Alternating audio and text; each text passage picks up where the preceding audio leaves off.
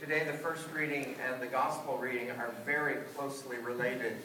The gospel reading we have today in Matthew immediately follows the Beatitudes.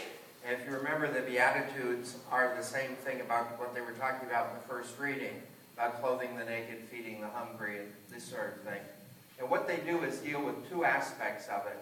The first reading, as we see it in the Jewish scriptures, tells us that if you and I take care of the people around us who have problems, whatever they are, if we will deal with their problems, it says that God will take care of our problems.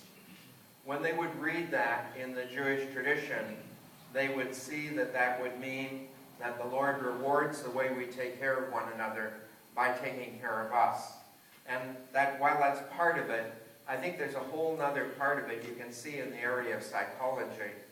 One of the surest ways to escape problems in our own lives is to concern ourselves with the problems and difficulties of other people.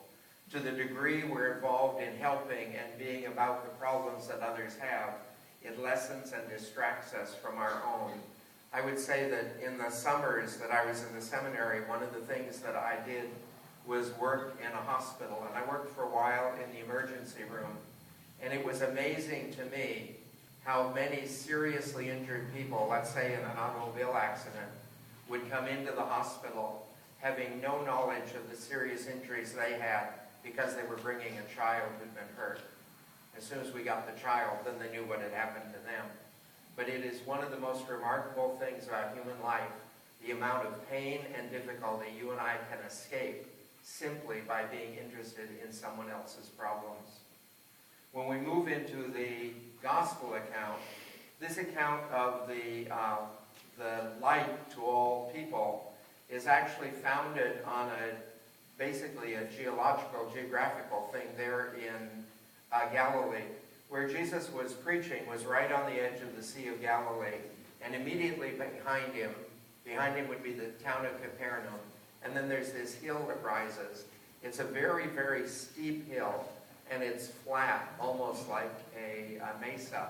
And on the top of it is a city known as Zaphed. Zaphed was the ancient city of synagogues. And if you go up there, probably a third of all the buildings are synagogues. And several times you go through 4 or 5 synagogues in a row. And it was really the center of rabbinic teaching in all of Israel. During the many invasions they had, Zaphed never fell, because of how steep and everything it was. And let's face it, there's nothing but a bunch of synagogues up there anyway. So it was never worth the effort to conquer. So it became the center and the stability of the Jewish faith throughout their history. But if you're down at the Sea of Galilee, the city glows on the top of the hill. You can see it at night all the time around there.